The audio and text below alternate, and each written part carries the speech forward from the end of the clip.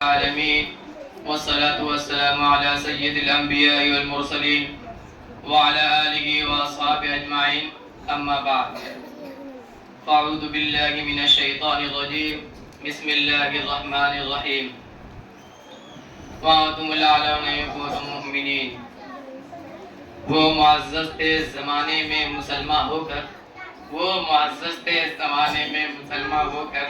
اور ہم خار ہوئے تارک گناہ ہو کر سبحان اللہ سبحان اللہ۔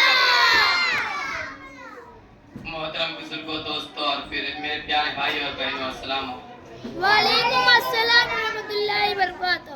آج میری گفتگو موضوع مسلمانوں کی تباہی اور اس کا علاج ہے۔ آئیے اس موضوع کے تحت ہم اپنی شاندار ماضی پر ایک نظر ڈال کر مستقبل کی تعمیر و ترقی کا سامان تلاش کریں۔ قرآن کریم میں رب ذوالجلال کا ارشاد ہے وَأَنْتُمُ الْأَعْلَوْنَ إِن كُنتُم مُؤْمِنِينَ، تمہیں سربلند رہو اگر تم مومن ہو۔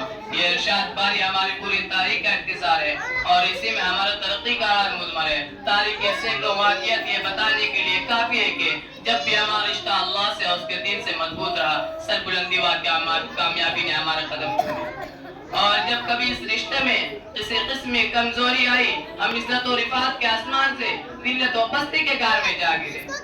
تاریخ ہمارے سامنے جنگ بدر کی مثال پیش کرتی ہے۔ جنگ بدر میں جو کامیابی ہوئی وہ اسی رشتے کی مضبوطی ہوئی، ورنہ اگر کامیابی ہوتی تو کفار مکہ کی ہوتی،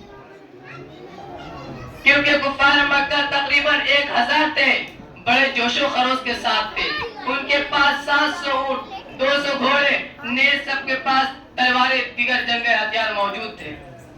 ادھر ابو جہل، عتبہ، شیبہ، ولید، حنظلہ، عبید، عاص، حد، امیہ بن خلف، نضرہ بن حارث، عبد المطلب جیسے شجاعت کے پیکر آراز اداکار تھے۔ ادھر بیچارے مسلمان بے سار و سامان، کل تعداد 313، سواری کے لیے کل 2 گھوڑے اور 70 اونٹ ہے، ایک پر 3 4 آدمی سوار ہیں اور بعد پیدل ہی سفر کر رہے ہیں۔ کسی کے پاس نیزہ اور کمان ہے تو تلوار نہیں، کسی کے پاس تلوار ہے تو نیزہ اور کمان نہیں۔ محترم بزرگوں، دوستو، جب مقام بدر پہ پہنچتے تو دیکھتے ہیں کہ کفار مکہ بلند مقام پر خیمہ ہو چکے ہیں، جہاں پانی کی بھی فراوانی ہے۔ بیچارے مسلمان کو پست اور ریتیلی زمین پر خیمہ ہونا پڑا۔ ایسی جگہ پہ اگر کسی کو پیاس لگ جائے تو ایک گھونٹ پانی پینے کو نہ ملے۔ الغرض جنگ کے اندر جتنی اسباب اور جتنی چیزیں کو ضرورت پڑتی تھی وہ سب کفار مکہ کو حاصل تھی، مگر جب لڑائی شروع ہوتی ہے تو کفار مکہ گاجر مولی کی طرح کاٹے جاتے ہیں۔ کفار مکہ کا سب سے بڑا سردار ابو جہل، 2 بچے معاذ اور معوذ کے ذریعے مارے جاتے ہیں۔ سبحان اللہ سبحان اللہ۔ اس کے سر کو جسم سے جدا کرتے ہیں۔ مسلمانوں، آپ جانتے ہو کہ عبداللہ بن مسعود رضی اللہ عنہ کون تھے؟ یہ وہی تھے جن کو مکہ کے صحن میں اسے ابو جہل نے مارتے مارتے بے ہوش کر دیا تھا۔ آج میدانی جنگ کے اندر وہی عبداللہ بن مسعود رضی اللہ عنہ ابو جہل کا سر قلم کرتے ہیں۔ اسلام کے نوجوانوں،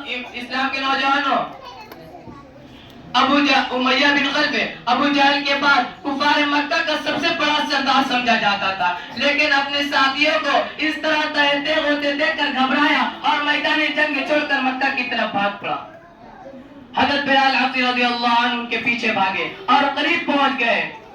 امیہ بن خلف گھبرا کر گھوڑے سے نیچے گر جاتا ہے، پیٹ کے بل لیٹ جاتا ہے، شور مچاتا ہے، معافی مانگتا ہے، امن چاہتا ہے، لیکن بلال حبشی رضی اللہ تعالیٰ عنہ ان کے نیچے سے پیٹ پر چھری چلا دیتے ہیں اور اسے جہنم رشید کر دیتے ہیں۔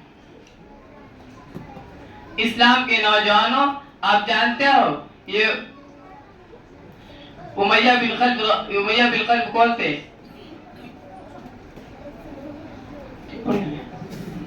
اسی امیہ بن خلف پہ غلام تھے۔ جب اسلام قبول کیا تو مکہ کے اندر دوپہر کے وقت تپتے ہوئے ریت پر لٹا کر پتھر کی بڑی بڑی چٹانیں رکھ دیا تھا تاکہ حرکت نہ کر سکے۔ رات کو جنجیروں میں باندھ کر کوڑے لگاتا، اگلے دن ان کو گرم زمین پر لٹا کر اور زخمی کیا جاتا تاکہ تکلیف سے بے قابو ہو کر پھر جائے یا یوں ہی تڑپ تڑپ کر مر جائے۔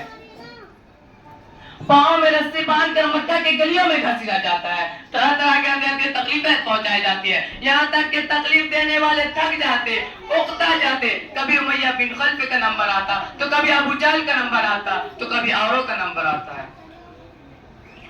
آج میدان جنگ کے اندر وہی غلام اپنے آقا و مالک یعنی امیہ بن خلف کو قتل کرنے کے لیے دوڑ رہے ہیں، اور امیہ بن خلف میدان جنگ چھوڑ کر بھاگ رہے ہیں۔ مسلمانوں سچ فرمایا اللہ تبارک و تعالی نے، وَأَنْتُمُ الْأَعْلَوْنَ إِن كُنتُم مُؤْمِنِينَ، تم ہی سر بلند رہو گے بشرطے کہ تم سچے پکے مسلمان رہے۔ وآخر الدعوانا الحمدللہ رب العالمین۔